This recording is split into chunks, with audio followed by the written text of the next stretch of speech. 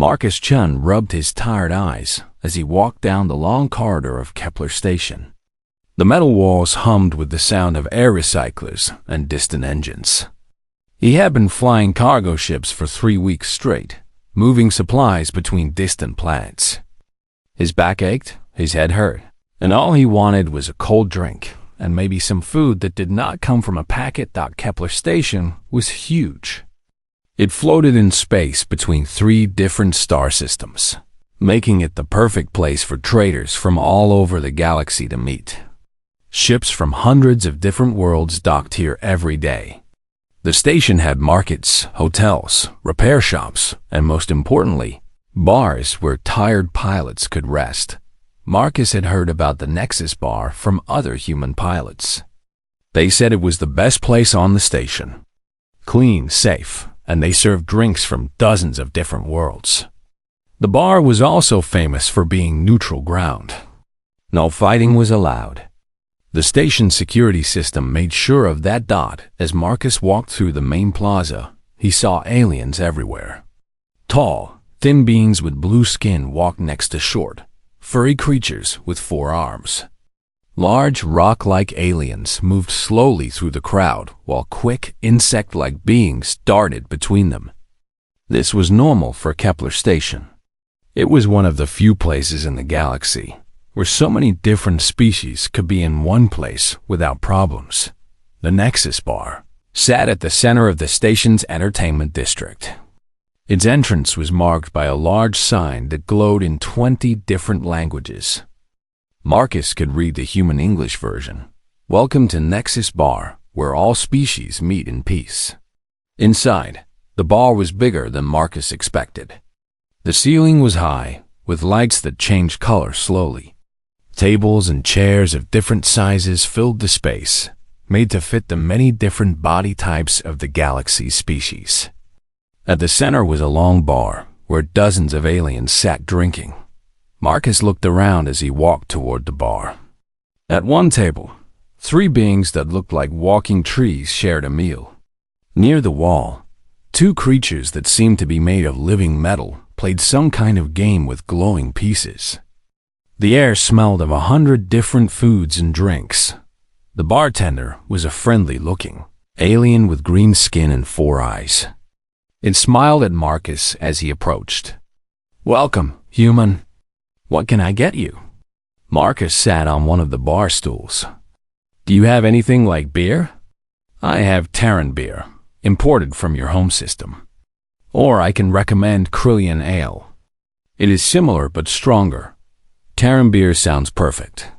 As the bartender reached for a bottle, Marcus felt someone push against his shoulder.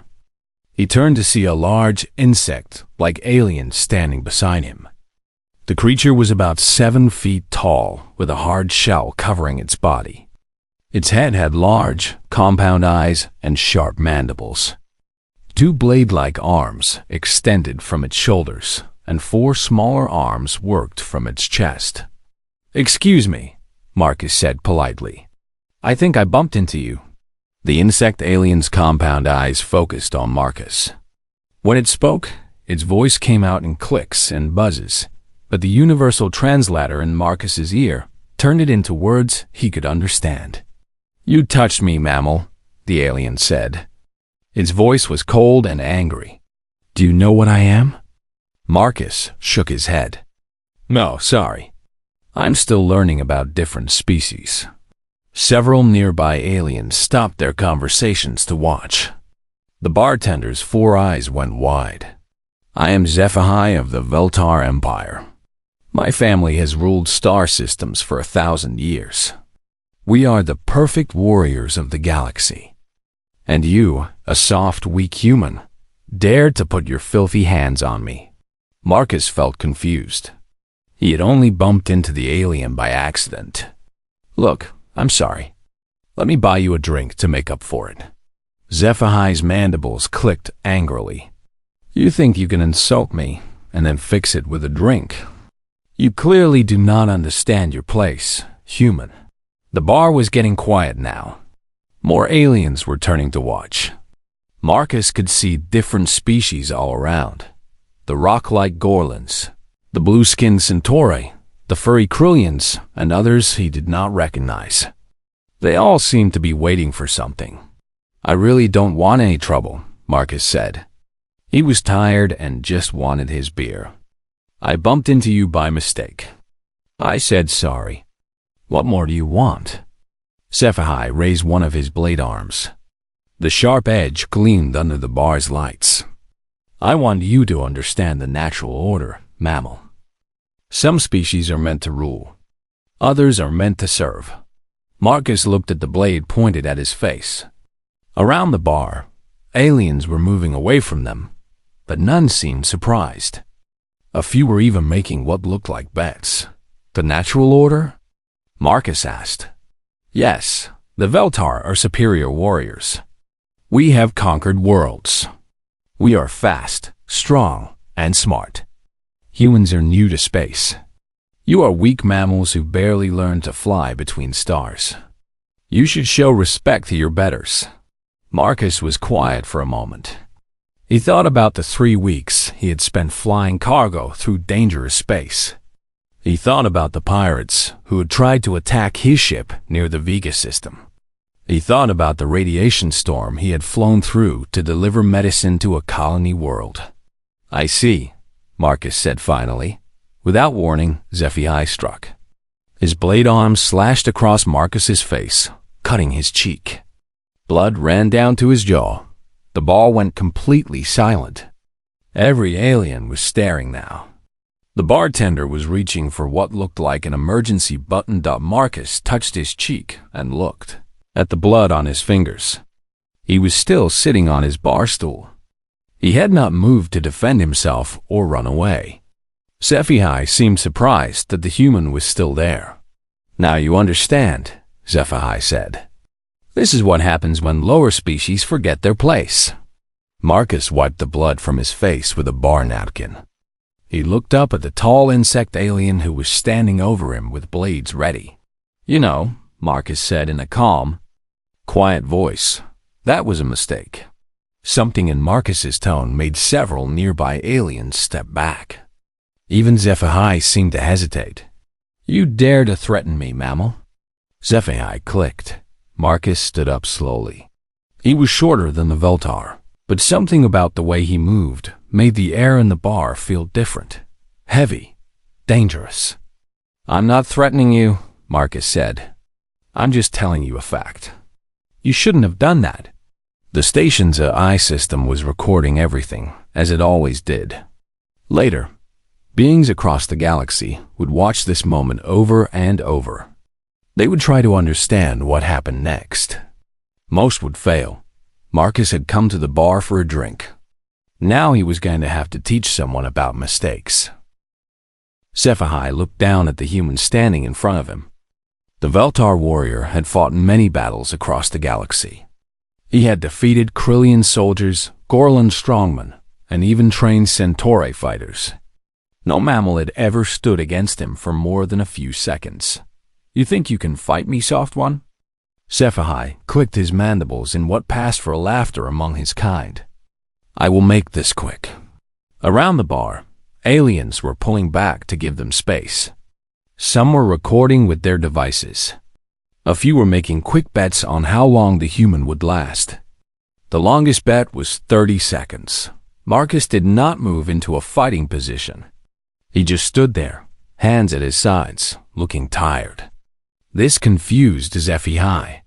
Every species he knew had some kind of combat stance when threatened. "Are you going to defend yourself, mammal?" SciFi asked. "I told you," Marcus said quietly. "You made a mistake." SciFi had enough of talking. His species was built for fighting. His hard shell could stop most weapons. His blade arms could cut through metal. His reflexes were faster than almost any other species in the galaxy. He lunged forward with both blades aimed at the human's chest. What happened next would be studied by military experts across known space for years to come. Marcus moved. Not fast, not dramatically. He simply stepped to the side and grabbed SciFi's right blade arm at the joint where it connected to his shoulder. The Veltar's own momentum carried him forward as Marcus twisted and pulled. The sound that came from HFY was not a click or a buzz. It was a scream of pain as his arm joint bent in a direction it was never meant to go. His blade arm hung useless at his side. "That's one," Marcus said calmly. HFY spun around, swinging his left blade arm in a wide arc.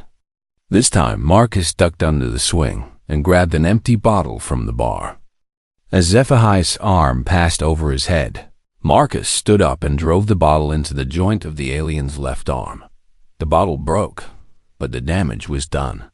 HFY's second blade arm dropped to his side. The bar was dead silent. No one had ever seen a Veltar warrior disarm so quickly. Several aliens were staring with their mouths open. HFY still had 4 smaller arms. He reached for Marcus with all of them, trying to grab and hold the human so he could use his mandibles to bite. Veltar mandibles could crush through ship hull metal. Marcus stepped back and picked up a bar stool. It was made of some kind of alien metal, heavy and solid. He held it like a club. "You should stop now," Marcus said. HFY rushed forward again. Marcus swung the stool in a perfect arc.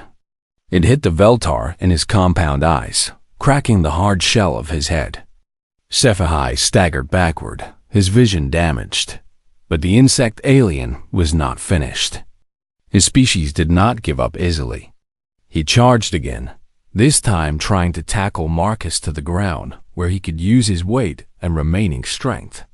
Marcus sidestepped and brought the stool down, hard on HFY's back, right where the shell plates met. The alien went down hard, hitting the floor with a crash that shook nearby tables. A massive shadow fell over both of them. Marcus looked up to see Crix, a Gorlan enforcer who worked for station security.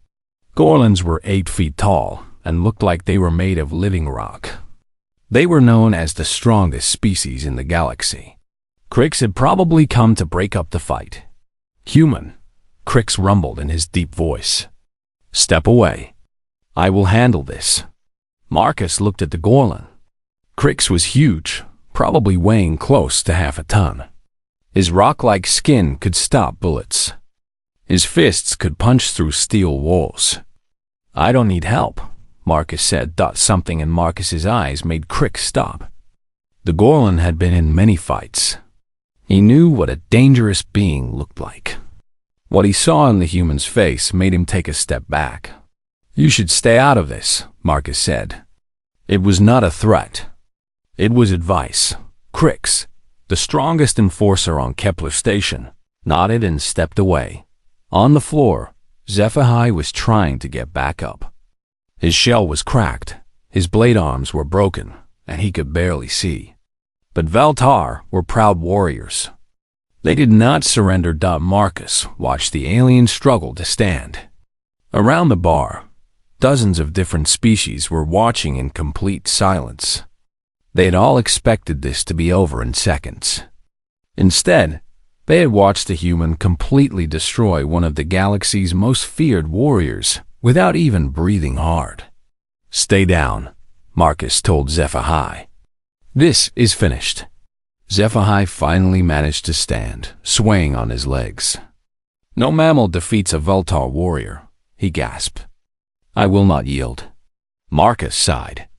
He walked over to the bar and picked up his beer, which the bartender had poured before the fight started. He took a long drink, then looked back at HFY. "You really should yield," Marcus said. HFY charged one last time, using all his remaining strength. Marcus set down his beer, stepped forward, and punched the alien in the center of his chest. The sound was like someone hitting a tree with an axe. HFY flew backward and hit the wall hard enough to crack the metal. He slid to the floor and did not get up. Marcus walked back to the bar and sat down. He picked up his beer and took another drink. His face had already stopped bleeding where HFY had cut him. He seemed completely relaxed. The bar was so quiet that everyone could hear the station's air recyclers humming. Aliens who had lived for hundreds of years and seen Countless battles were staring at a human cargo pilot who had just destroyed a Veltar warrior like he was swatting an insect. Marcus noticed everyone looking at him. "What?" he asked the bartender. "Is there something wrong with my beer?" The four-eyed alien was shaking as he poured drinks for other customers. "No, sir. Nothing wrong. Beer is fine." Station security officers came running into the bar. They were a mix of different species, all wearing the blue uniforms of Kepler Station. They stopped when they saw HFY unconscious against the wall and Marcus sitting calmly at the bar. "What happened here?" asked the security chief, a Centauri female with blue skin and silver hair. Marcus turned on his stool. "That one over there attacked me. I defended myself." The security chief looked at HFY, then at Marcus, then at all the witnesses. Every alien in the bar was nodding. They had all seen the same thing. "Sir," said one of the security officers. "Are you injured?" Marcus touched his cheek where HFY had cut him. The bleeding had stopped. "Just a scratch. I'm fine." The security chief was writing notes on her device. "We will need to review the security footage and get statements from witnesses." "That's fine," Marcus said. "But can I finish my beer first? I've had a long trip." As the security team worked, Marcus sat quietly drinking his beer. He did not know that the security footage was already being copied and sent to intelligence services across the galaxy. He did not know that military experts from a dozen different species would study every second of his fight. He did not know that he had just changed how the entire galaxy would see humanity. All he knew was that his beer was cold. And for the first time in 3 weeks, he was sitting still. Tomorrow he would load his cargo ship and head to the next delivery. Tonight, he just wanted to rest, but the galaxy would never rest easy around humans again. Station Commander Yulseth sat in her office high above the main plaza of Kepler Station. The view from her window showed thousands of ships from across the galaxy, but she was not looking at them. Instead, she was watching a security recording for the 10th time. On her screen, a human cargo pilot was destroying a Veltar warrior. Yulseth had seen many fights in her long career as a diplomat and station commander. This was different. This was not a fight. This was a lesson being taught to a child. "Play it again," she told her assistant, a young Krillian with brown fur and bright eyes. "Focus on the human's movements between timestamps 14.7 and 16.2. The recording slowed down. Yulseth watched as Marcus Chen moved around HFY's attack. The human seemed to know where the Veltar would strike before the alien even started moving. Every step was perfect. Every counterattack hit exactly the right spot to cause maximum damage. "Has anyone contacted the Veltar Empire about this?" Yulseth asked. "Yes, Commander. They are sending a military investigator. They want to know how one of their warriors was defeated by what their records call a primitive mammalian species." Yulseth paused the recording on Marcus's face right after he punched HFY. The human looked calm. Not excited, not angry, not afraid. Just calm. Like he had been doing something as simple as fixing a broken machine. "Bring me everything we have on humans," she said. "History, biology, culture, everything." An hour later, Yulseth's office was filled with data files floating in holographic displays. Her assistant had gathered information from every database the station could access. The Centauri commander began reading, and with each file, her blue skin grew paler. Human history was a story of violence that never ended. Wars between tribes, between nations, between ideas. The species had fought each other for thousands of years while also fighting their planet's environment, predators, diseases, and natural disasters. They survived an ice age that lasted 100,000 years, she read aloud. Multiple supervolcano eruptions, asteroid impacts, and they kept fighting each other through all of it. Her assistant was reading another file. "Commander, look at this. Humans evolved from persistence hunters. They would chase prey animals for days without stopping until the animal collapsed from exhaustion." Yosef opened the biological data. Human muscles could produce sudden bursts of incredible strength when threatened. Their brains could shut off pain signals and fear responses while keeping tactical thinking intact. They could function for days without sleep or food when necessary. This says humans can enter something called an adrenaline state, where they become much stronger and faster than normal. Her assistant said, "There are records of single humans lifting vehicles to save others or fighting off multiple attackers." But it was the psychological profile that made Yosef's hands shake. Humans were predators. Not just any predators, but persistence predators. They were built to chase, corner, and kill prey that was faster and stronger than them. Their entire evolution was based on being better killers than everything else on their planet. A communication chime interrupted her reading. The wall screen showed the face of Dr. Venth, the station's chief xenobiologist. The elderly Sindafi looked worried. "Commander," Dr. Venth said, "I need to speak with you about the human incident." "What did you find?" "I have been studying Earth biology for the past 6 hours. Commander, humans are not like any other sapient species we know. Most species evolved from herd animals or tree dwellers or deep thinkers. Humans evolved from pack hunters." Dr. Venth's image was replaced by a holographic display showing Earth's evolutionary tree. Every other intelligent species developed intelligence to avoid conflict. Humans developed intelligence to be better at conflict. Yosef stared at the display. "What does that mean for us?" "It means the human in your security footage was not fighting. He was playing."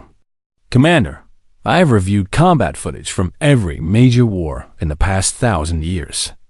I have never seen anything move the way that human moved. It was like watching a Krillian apex predator toy with prey." The communication ended, leaving Yosef alone with her terrifying new knowledge. She opened a new file, Human Military History. What she found made her wish she had never looked. Humans had developed thousands of different ways to kill. They had weapons that could destroy planets. They had strategies that used entire populations as tools of war. They had something called total war, where they would destroy everything their enemy needed to survive. But the most frightening thing was how they fought. Other species developed military tactics based on avoiding losses and achieving objectives with minimal risk. Human military doctrine was based on acceptable losses and overwhelming force. They would sacrifice their own soldiers to win battles. They would destroy their own cities rather than let enemies take them. They had a concept called Pyrrhic victory, where winning was worth almost any cost. Her assistant was reading over her shoulder. "Commander, this file says humans have been in a state of war for 92% of their recorded history. They've never had a period longer than 50 years without major armed conflict somewhere on their planet." Yosef's door chimed. She opened it to find Crix, the Golan enforcer who had been in the bar during the fight. The massive rock being looked uncomfortable. "Commander," Crix rumbled, "I need to report something about the incident." "What is it?" I approached the human to break up the fight. When I looked in his eyes, Crix paused. "Commander, I have faced Veltar warriors, Krillian berserkers, and Centauri battle signs. I have never backed down from a fight. But the human looked at me like I was prey. Not an enemy. Prey. Something to be hunted. I backed down, Commander. I have never done that before." After Crix left, Yosef sat in her chair and thought about what she had learned. Humans were persistence predators who had spent thousands of years perfecting the art of killing. They could shut off fear and pain while keeping their ability to think and plan. They saw everything around them as either a tool or a target, and they were now traveling throughout the galaxy. meeting other species who had no idea what they really were. She opened a communication channel to the Galactic Council's emergency frequency. This was supposed to be used only for species-ending threats. "This is Station Commander Yilseth on Kepler Station," she said. "I need to speak with the Council about a potential security issue." "What kind of issue, Commander?" came the reply. Yilseth looked at the security footage still playing on her screen. Marcus Chen was sitting at the bar, calmly drinking his beer while HFY lay unconscious against the wall. "We may have misclassified an entire species," she said, on her desk. Reports were coming in from across the station. Every species representative was requesting copies of the security footage. Word was spreading quickly through the diplomatic networks. In his quarters on level 7. Marcus Chen was sleeping peacefully after his long cargo run. He had no idea that his simple bar fight had just triggered the largest intelligence gathering operation in galactic history. Every major species was about to start studying humanity. What they would find would change the balance of power in the galaxy forever. The age of peaceful expansion was about to end. The age of being very careful around humans was about to begin. The security footage leaked 3 days after the fight.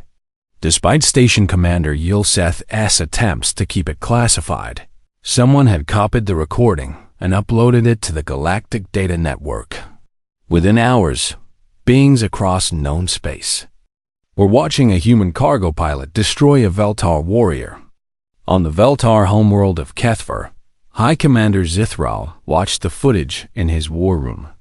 The massive insect being's compound eyes reflected the holographic display as Marcus Chen systematically dismantled HFY around the table. 12 other Veltar military leaders sat in stunned silence. "Play it again," Zithral clicked. "Focus on the humans' counterattacks." They had watched the recording 50 times. Each viewing revealed new details that disturbed them more. The human moved like he could see the future. Every attack HFY made was met with a perfect defense. Every counterattack hit weak points that most species did not even know the Veltar had. "How did it know to strike the arm joints?" asked War Leader Keftai. "Those connection points are protected by our shell plates." "It did not just know," Zithral replied. "It planned each strike while defending against the previous attack. This level of tactical thinking should not be possible during active combat." A younger commander named Vithanal raised a blade arm. "High Commander, perhaps this HFY was weak or untrained." Zithral turned his compound eyes toward the speaker. HFY was trained in the finest war schools. He had defeated 17 different species in single combat. He was considered one of our finest young warriors. "Then how?" Vithanal asked. "That is what we must find out." Across the galaxy on the Gorlan mining world of Rockstead, Clan Chief Thrum was having a very different conversation. The massive rock being sat with his war council in the deep caves where Gorlans made their most important decisions.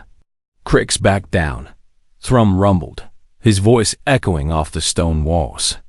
Our strongest enforcer looked at this human and backed down. Elder Grom, oldest of the Gorlan Council, shifted his massive bulk. "Crix has never shown fear. He has faced the deep cave demons of our homeworld. He has fought Veltar Blade Masters and Krillian Berserkers. What did he see in this human?" "He said the human looked at him like prey," Thrum replied. "Not an enemy to fight, but prey to be hunted." The council was quiet. Gorlans understood predators.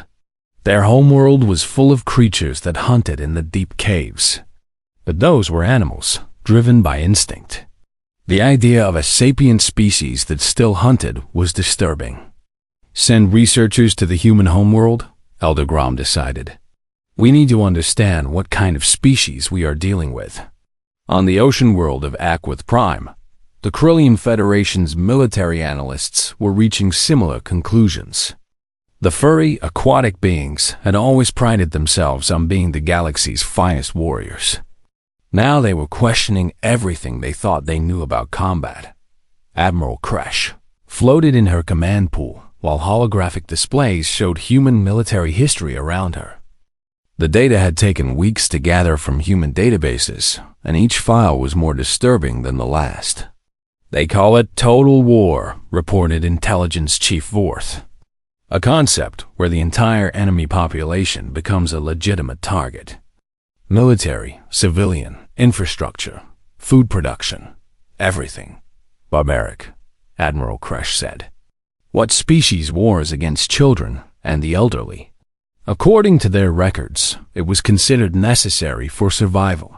Admiral, humans have been in constant warfare for their entire recorded history. They have developed weapons capable of destroying their own planet multiple times over." Another analyst, Commander Yeth, brought up new data. "Admiral, look at this. Humans have something called persistence hunting. They would chase prey animals for days without stopping. The animal would run until it collapsed from exhaustion. Then the humans would kill it." Admiral Kresh's fur stood on end. "They hunted by exhaustion? How long can they maintain pursuit?" According to their biology, a trained human can run for hours without stopping. They can track prey across vast distances. They can function for days without sleep when hunting. The implications were clear to everyone in the room. Humans were not just warriors. They were hunters. Predators who could pursue their prey across star systems if necessary. On the Centauri diplomatic world of New Thessaly, Ambassador Prime Corvain was dealing with a different problem. The blue-skinned diplomat's office was filled with emergency communications from across the galaxy. Every major species was requesting detailed information about humans.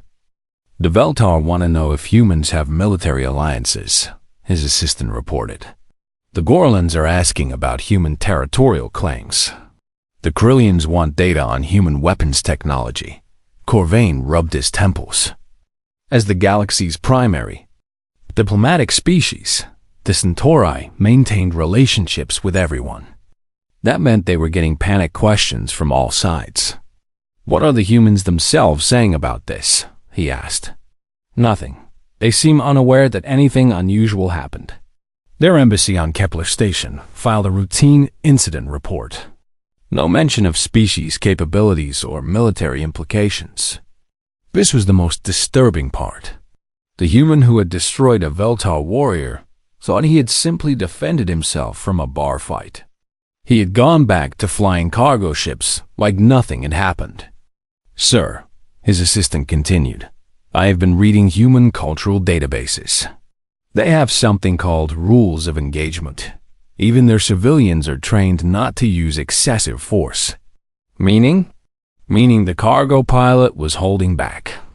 Significantly, Corvain felt his blue skin grow pale. If Marcus Chun had been restraining himself, what could humans do when they were not being careful?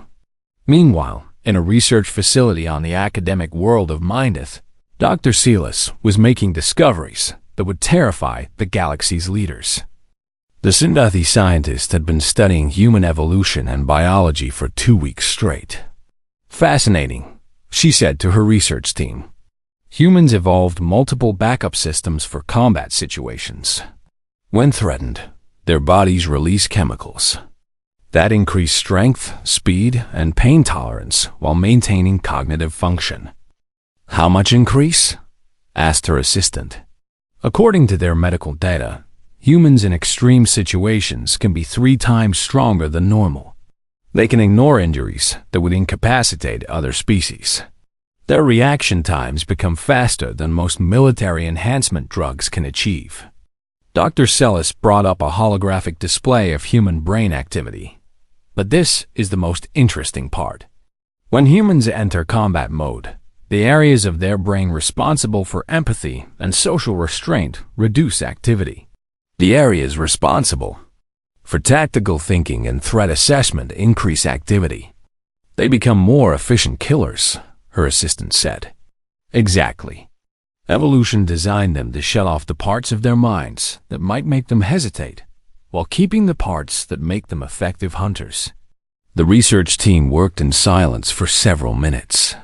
Finally, Dr. Silas made a note in her official report. Recommendation: humans should be reclassified as a predator species. Approach with extreme caution. Across the galaxy, similar reports were being filed by researchers from dozens of different species. The conclusion was always the same: humans were dangerous in ways that no other sapient species had ever been dangerous. But the most frightening discovery came from the Veltar Empire's intelligence service. They had managed to access human military training databases and found something that changed everything. The human who had defeated HFY was not a soldier. He was not trained in combat. He was a civilian cargo pilot whose only military experience was basic training that all humans received. According to human records, Marcus Chen was completely average for his species. If an average human could destroy a Veltar warrior without effort, what could their actual soldiers do? The galaxy was about to find out that they had been living next to apex predators, who had been politely pretending to be harmless. And soon, those predators would start wondering why everyone was suddenly afraid of them. 6 months after the incident at the Nexus Bar, the galaxy had quietly reorganized itself around what diplomatic files now called the human question. Changes happened slowly, carefully, without any official announcements that might alert humanity to what was happening. Marcus Chun guided his cargo ship through the shipping lanes around Kepler Station, completely unaware that those lanes had been redesigned specifically to avoid making humans feel crowded or trapped. Military psychologists from 12 different species had concluded that cornering persistence predators was extremely dangerous. As his ship approached the docking bay, Marcus noticed something odd. The space traffic controller, a nervous Centauri, was being unusually polite. Cargo ship Terra's Pride, you are cleared for immediate docking at Bay 7. No delays, no inspection queue. Have a pleasant stay, sir. Marcus frowned. Usually, cargo ships had to wait hours for an open docking bay. Are you sure? I can wait if other ships have priority. No, sir. The controller said quickly. You have absolute priority. Bay 7 is reserved for your vessel.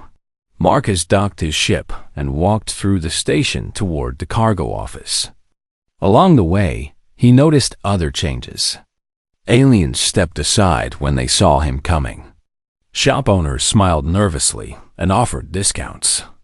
Security guards nodded respectfully instead of giving him the usual bored looks. At the cargo office, the Krillian clerk processed his paperwork faster than Marcus had ever seen.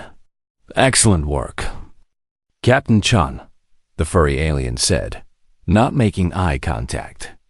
Your payment has been increased by 15% for reliable service. Increased?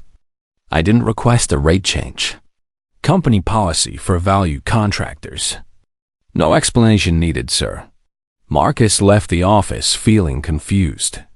In 6 months of cargo runs, he had noticed similar changes on dozens of stations and planets.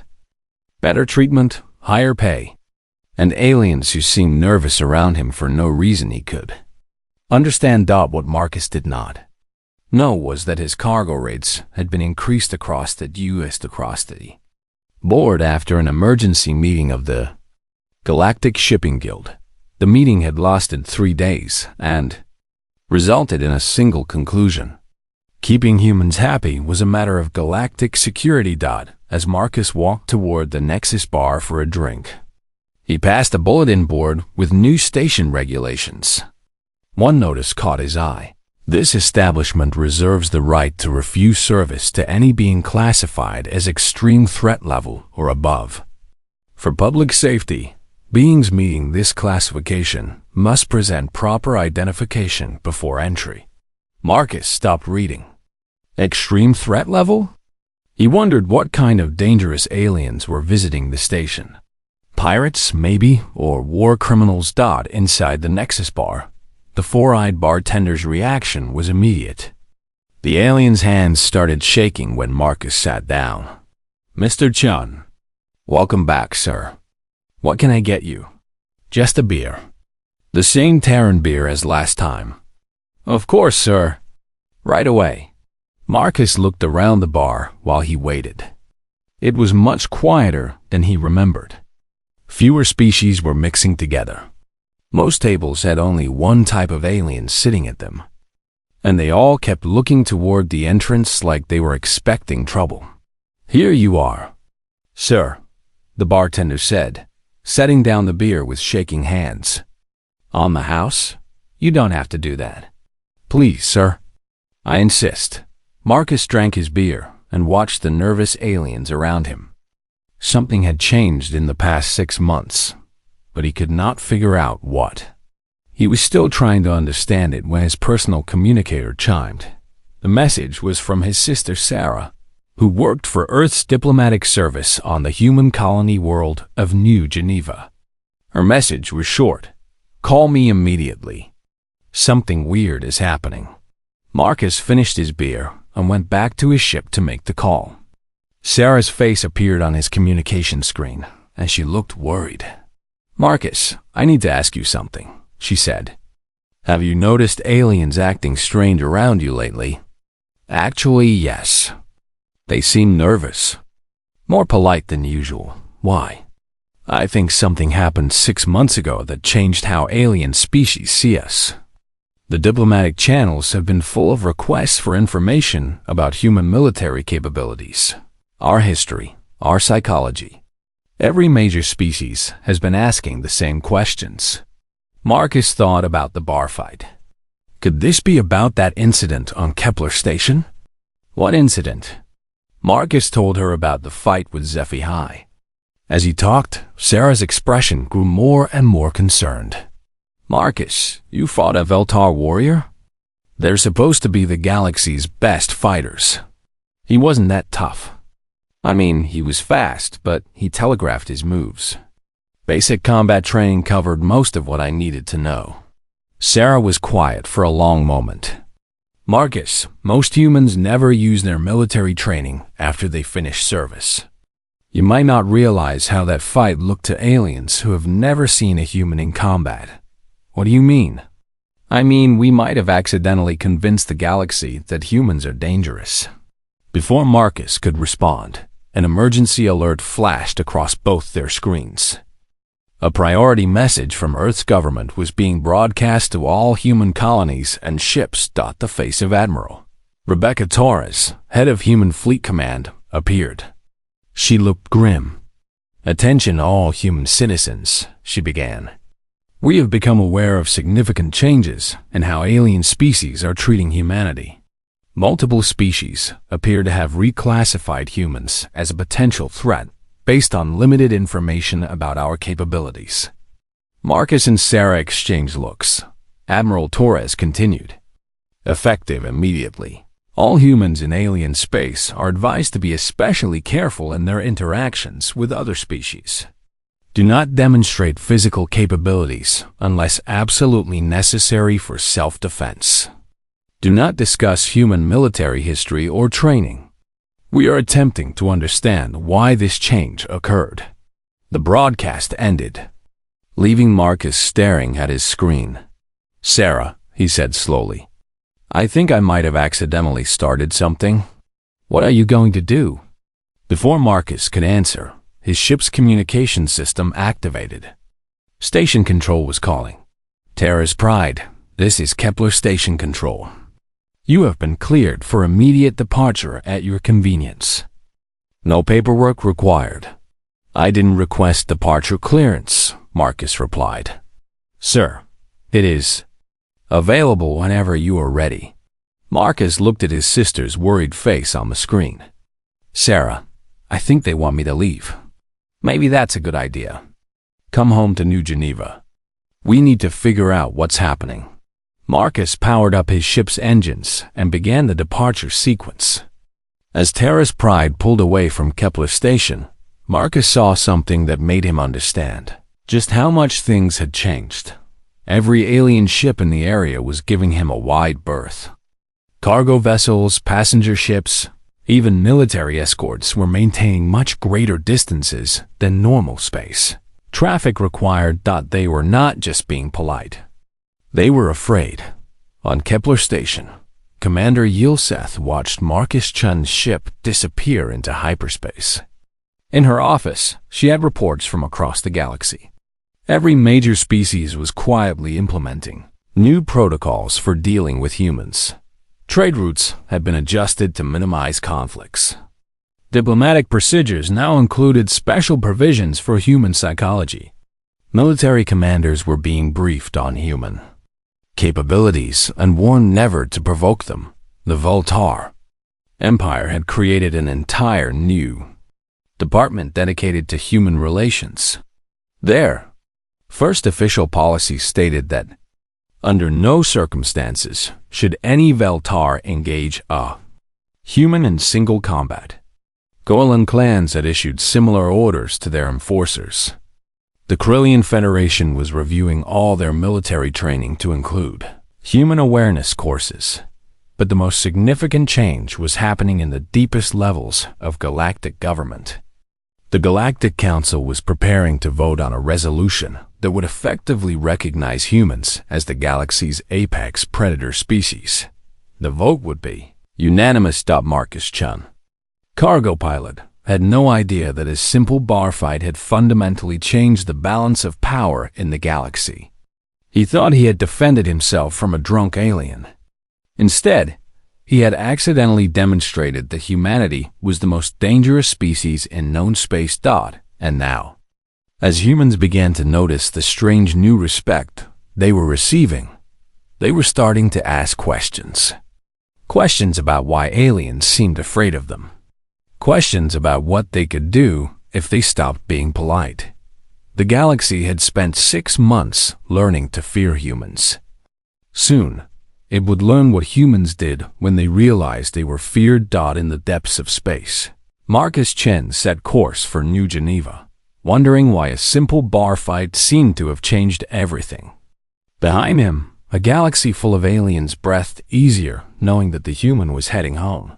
But they all knew he would be back. Humans always came back, and next time, he might not be alone.